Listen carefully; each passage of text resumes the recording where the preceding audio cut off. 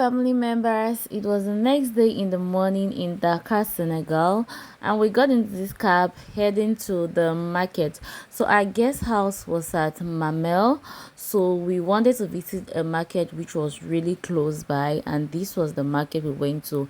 But surprisingly, on getting there, the stores were locked. I mean, most of the stores were locked, and I'm just like, yeah. Mind you, this was at about 10 a.m. in the morning. So I'm just like, Senegal people, you guys don't have pressure for this money that we are looking for up and down. No, like they're taking their pace. And the stores that were open, like major dealers, like you can see this onion dealer, it feels like it's people who are doing serious businesses that open early enough. The rest of the people take their time. You start seeing them, their shops opening one after another. It shocked me. Oh, I'm not even going to lie here. Like 10:30 in the morning, the market is still waking up. Kai, even Cameroon that I thought was so slow. Like time you go to Douala market, I mean, 10:30, it feels like the day is even coming to an end because people have woken up like since. Anyway, moving forward, so we really couldn't do so much in the market because it was still waking up. So we decided to just leave the market and just explore the streets of Dakar, Senegal. As you can see, people are cleaning the streets. This car, I mean, their own version of Hizakam, which is a company in Cameroon in charge of refuse pickup and cleaning the town. I did not get the name of their own company. I tried looking at the car, but it wasn't written on it, so I don't know their own name. So if you're watching me and you know their own name of their cleaning agency, the company in charge of refuse pickup in Dakar, Senegal, let me know down in the comment section. So we just continue moving, exploring the streets. Funny enough, the streets looks like they have woken up, or you find cars moving, people moving, like activities going about normally. But I don't know why the market is still waking up. Anyway, there is something I noticed in Muslim communities. These things that kids are always by the side of the road begging, I just don't understand the concepts behind it. So I think when we were in Kaduna, we asked, and the explanation they kind of gave was the fact that their tradition, Muslims, firstborn kids have to fend for the family, and the younger ones get together. But it just didn't make sense to why they always have small children begging at the side of the road. Please let me know if you do know. As we're moving, we saw this guy who sells fruits, and we decided to stop by to get mangoes.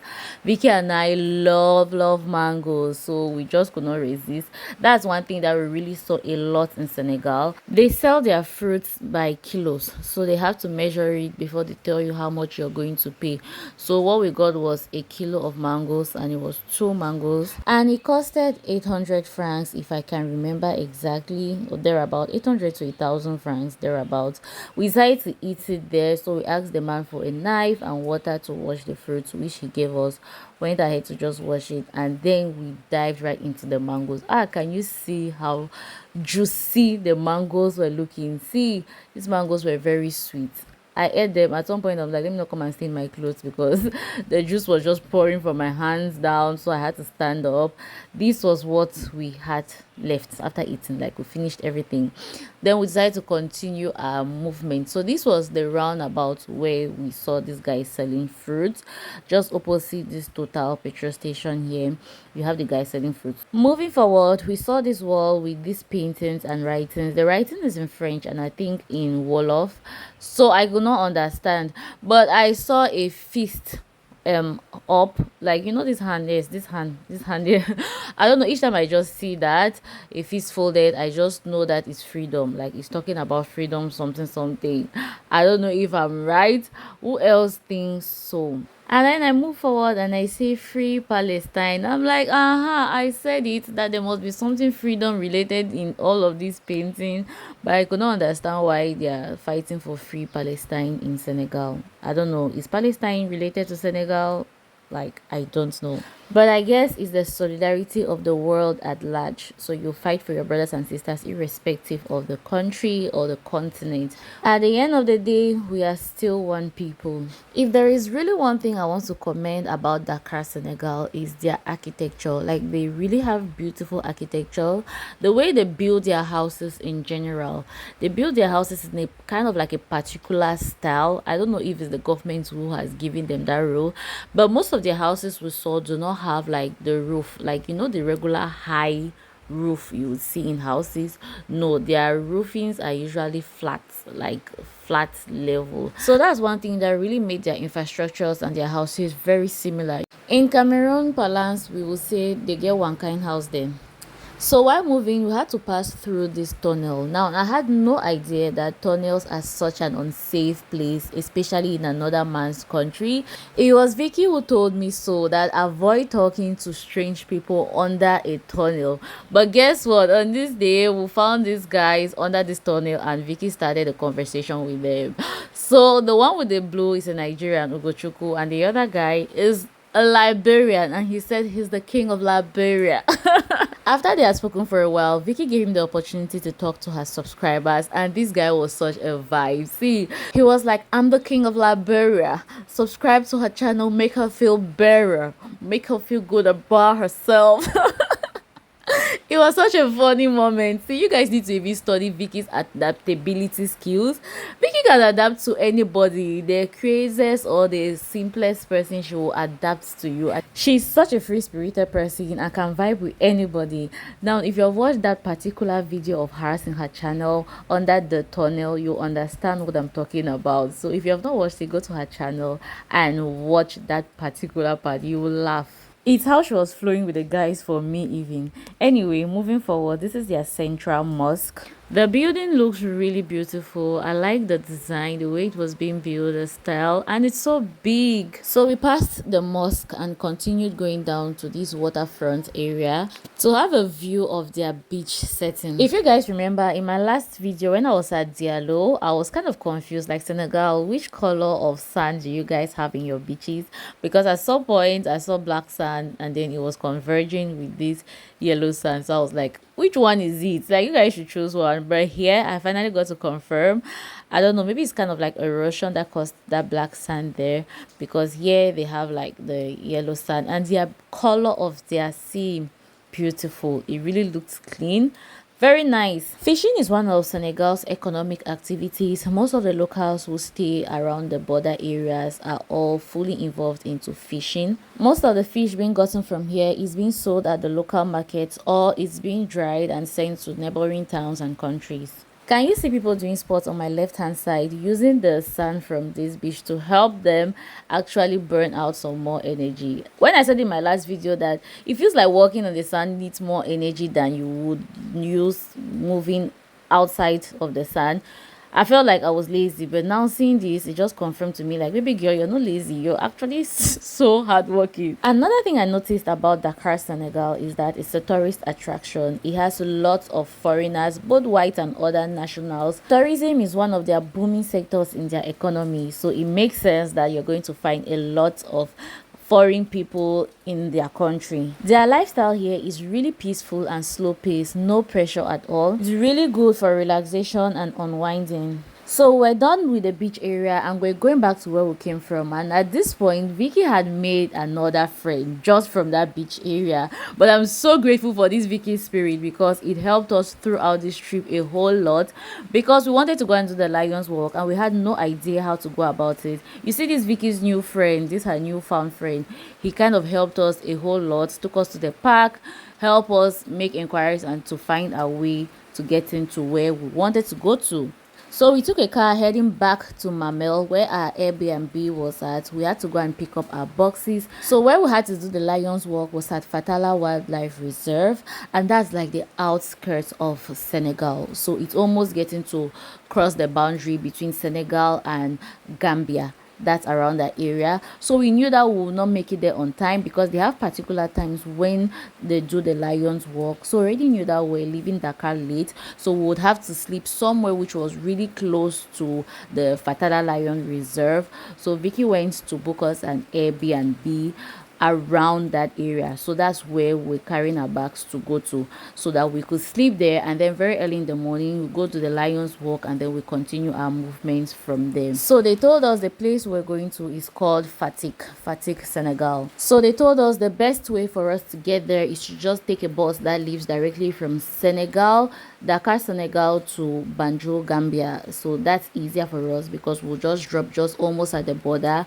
We get to do what we are doing, because if it was a way to find a small car that was going to take us directly from Dakar, Senegal to the Fatala place, we would not find it. At this point, we had gotten into another car. So the moment we got to our Airbnb, we had already packed up our bags. So we just came and collected it and ordered this ride to take us straight to the Dakar Senegal Banjul Park. Dakar is such a beautiful place. It has beautiful roads, though their roads are not so wide as you will get in other places like Abuja, Lagos, and the rest, but their roads are really beautiful. It is properly tarred and maintained, so you don't find potholes all around the road. I feel like even if a road is small, provided it is smooth, you'll find cars moving up and about. You're not going to have that heavy traffic that you have, which is caused by bad roads. Another thing I really loved about Senegal is the people. Senegal has nice people, fam. I do not speak French, neither do I understand French, but the energy they gave off, every person we met in this Senegal, like, they were so welcoming, they were so nice, they were so homely. See Vicky gisting with this driver, even the fact that they were even almost twinning with their jerseys. He was wearing the Senegal jersey and Vicky was wearing the Cameroonian jersey, which is really similar, but they bonded, they discussed. I mean, everybody just made you feel welcome, like this is home, this is your country. I mean, it was really nice. We met so many different strangers throughout the Senegal trip, and Vicky really bonded with them so well. Even me who doesn't speak French, I still bonded with them with my small level of French I could understand. Like, everybody would give her this smile. I mean, the people were nice. The people were really nice, tolerating. Nice people. Almost all of them went through the extra mile to make sure that we find our way around. Like, they will literally leave what they are doing, make sure that they ask the right questions to help us locate. See, I'm just so grateful to God. The prayer of finding favor in the eyes of men cannot be overemphasized, because I saw the first-hand work of God throughout this trip. The amount of favor we found in the sight of men, you just know that it could only be God. Like, this is God's divine intervention. Like, he put the right people in the right places at the right time to help us. Each time we needed help, we found favor in someone who decided to help us for no reason. They just liked us and decided to help us. See, I'm just so grateful to God. People who live their lives without God, I don't know how you guys do it though. Okay. Then I saw China Mall, which we have in Cameroon. I was like, oh, they equally have China Mall here as well. China Mall is not only in Douala, like, they are spreading their wings everywhere. I was like, I wanted to see what's inside to know if it's like similar things with what is in Douala, but in a ways. Now, while in Senegal, I heard that jollof rice originated from here. Now, we are not about to have that fight of which country has the best jollof rice. Is it Nigerian, Ghanaian, or Senegal? We'll fight that fight some other day, I promise. Just keep your energies. But we're talking about the concept here, where it originated from. They said it originated from Senegal because the word jollof is a Wolof word, and Wolof is one of the languages being spoken in Senegal, which means happy. So it means that they are the ones who originated it. This is how they spell their own jollof, like this place called Jollof Chicken. I don't know how true that is. Please, if you know where this jollof rice concept originated from, let me know down in the comment section, because this jollof thing here, everybody is fighting to own its originality. Anyway, we got to the park, and fam, for us to pay for our bus ticket was another struggle due to cash. Ha! Shout out to Vicky. Like, Vicky really tried for us this trip, because the way Senegal frustrated us with cash, that app that app we hear from Vicky on her channel. So this is what it looks like. You see Dakar, Banjul, Dakar. So we paid for our tickets, Dakar to Banjul. This is the route this agency is specialized in, and they leave like every 2 to 3 hours or thereabouts. So once you pay, you have to come and pay again for your luggage. This is one thing I found really funny in West Africa, because you pay separately for your luggage, so they have to weigh it, and then for every 1 kg, I think they have a particular amount, and then they will multiply it times the number of kg your bag weighs. fab. 1 kg costed like 300 francs, and my box weighed about 19 to 20 kg. So 300 times 19 or 20 kg will give you 5,000 something. So that's about the amount we paid per box. We got into the bus, found our seats, and we're ready to travel. This was at about 2:30 p.m. and the journey was said to be about 5 hours journey. So it was a long ride. So leaving at this time, I knew that we'll probably get to where we're going to at night, because there was no way we're going to reach before 7 p.m. So I knew we'll be reaching at about 7:30 p.m., which should be night. Now, one thing you will find in Senegal, anywhere in Senegal, even in their capital city, Dakar, Senegal, is you're gonna find some horses with their carriage. Like, they love this means of transportation. You can see them by the side.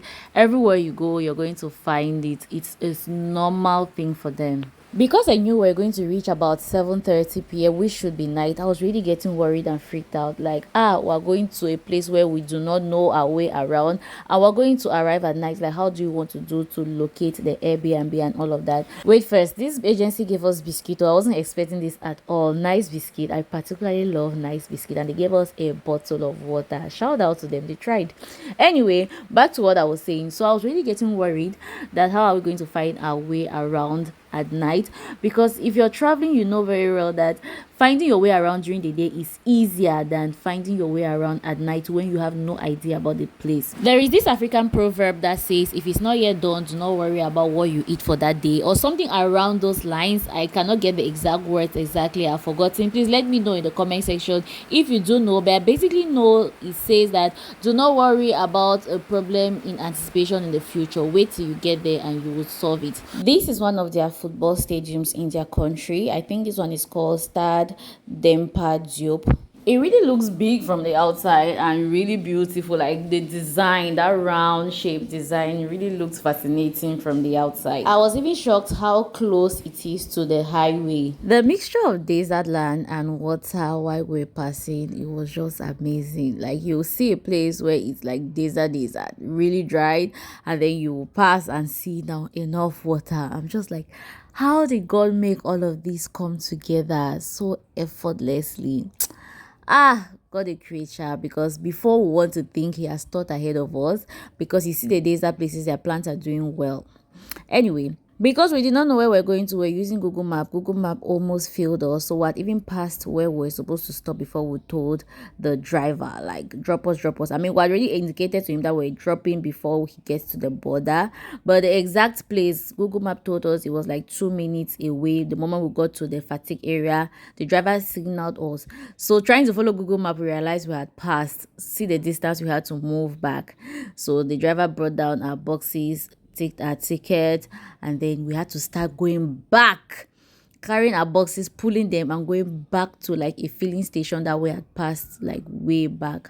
God, the thing pained me. This walk like this, it pains me, because we would have saved ourselves this stress if we knew it. When we started this trip, remember I was telling you all that we're going to reach at about 7:30. It's going to be dark. Look at God. I mean, look at God. I had no idea that Senegal actually has longer days, shorter nights like this, because this is 7:30 in the night, p.m., like 7:30 evening, but places are still shining. So we got to our Airbnb.